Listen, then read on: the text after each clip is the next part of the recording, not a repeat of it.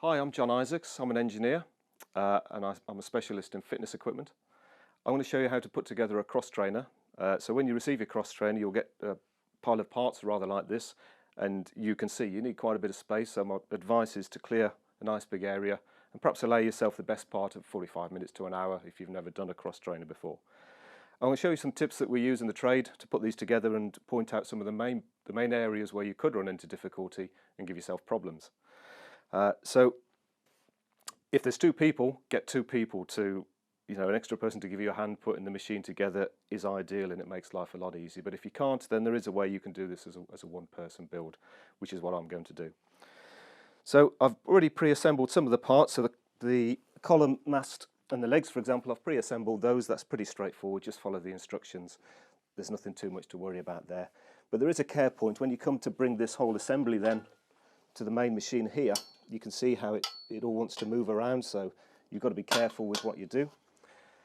And the point is, you've got to make some connections just here at the end of the column where it goes into the frame of the machine. So if you're doing this as a one-person build, it's ideal to just balance the column on the end of the machine like that, and then pay close attention to these connections and these wires. The last thing you want to do is be snagging these wires, getting them caught on the metalwork and damaging the pins. So work out which connector goes where, and on the connectors you'll see they have to go one way usually. You can force them and they can go the wrong way, but be careful that you get them the right way. And usually there's a latch so you can tell which way to put them together. And also pay close attention to the pins. The pins on the connector have to go into the mating holes of the socket, and you should get a nice positive click when they latch together. They can only go one way normally, so you can't get connectors sort of crossed around the wrong way, just like that. And then tuck any excess either down into the base or up into the column here. And then it's a matter of then lifting the column.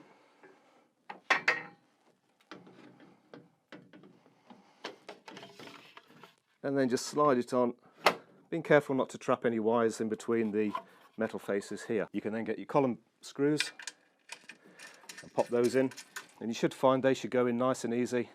And sometimes it helps if you have a bit of trouble getting one in. Sometimes it helps if you just sort of push or pull the column just to bring the holes into alignment. That's always quite useful. But I find it's a good tip to start them off by hand, because you can be certain then that you're not going to cross thread them. And cross thread them is when you put the screws in at an angle into the hole. And it sort of minces the thread up, and especially when you get an Allen key on it and tighten them up, it's a one-way trip then, and you can damage both the screw and the thread. So I'm just going to pop these other two in.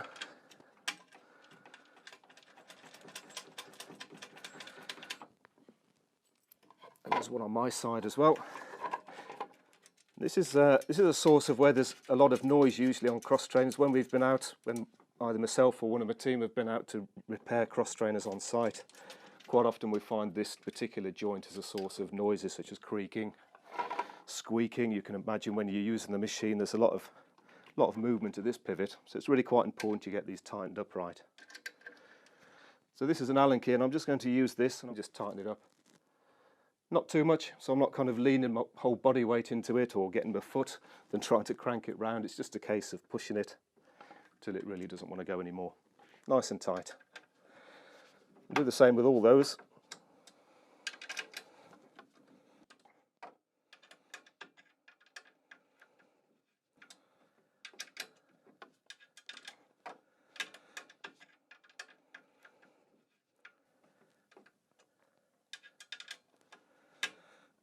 And if you leave any of these loose or leave any of the screws out, then potentially you will get a creaking noise when you use the machine. Pop your trim back on, and that's the job done, nice and tight. So while you're down here, you might as well secure these lower leg pivots. On this machine it's nice and easy. There's just a straight through bolt that goes through. Sometimes there's a bit of lubrication you need to put on, perhaps a little bit of grease, lithium grease, or a little bit of oil. On this particular one we don't need any. And then use the spanners that you've got just to tighten them up. And then you've usually got some plastic trim which clips on the side and screws in. You can screw that up. And the same on this side. So when you've done that, you can then get to the business end up here. This is the display or the console or the user console. And there's a number of connections in here which you can make. And the trick with this is just to make sure those connections are nice and that they're done up nice and tight, that you've not got any bent pins, and that you've not got any trapped wires. And then be very careful as you put the console on, just keep an eye on those wires and make sure that you don't sort of have any wires sort of folded and trapped. It should be nice and it should sit nice and level. And you'll feel if you've got any wires trapped, and if you have, just adjust it before you pop the screws in. And then usually there's 4 screws that go on. So again, I'm going to tighten these by hand to start with, get them started. Make sure they're not cross-threaded. And finish off with my screwdriver. And just do these, just finger tight really. Just like that. And when you've got one in, the other 4 should just follow straight in.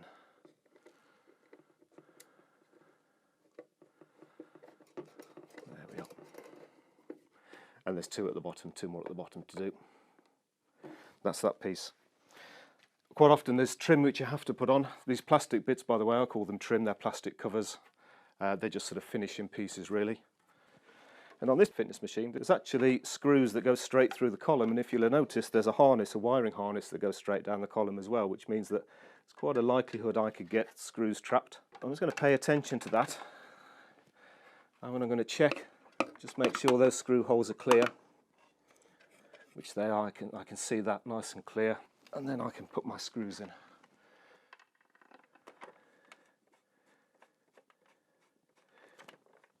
And when you tighten your screws up, you're just feeling them to, you can feel when they start to go tight, and that's it. You don't want to overdo those because you will break the plastic. So 1 in the top, 1 in the bottom on this one. And that's it. So essentially you've got the machine built now. There's other bits of plastic trim to put on. There's usually covers to go on the arms to make everything look neat and tidy, so they can go on too. And finally, there's the power cord.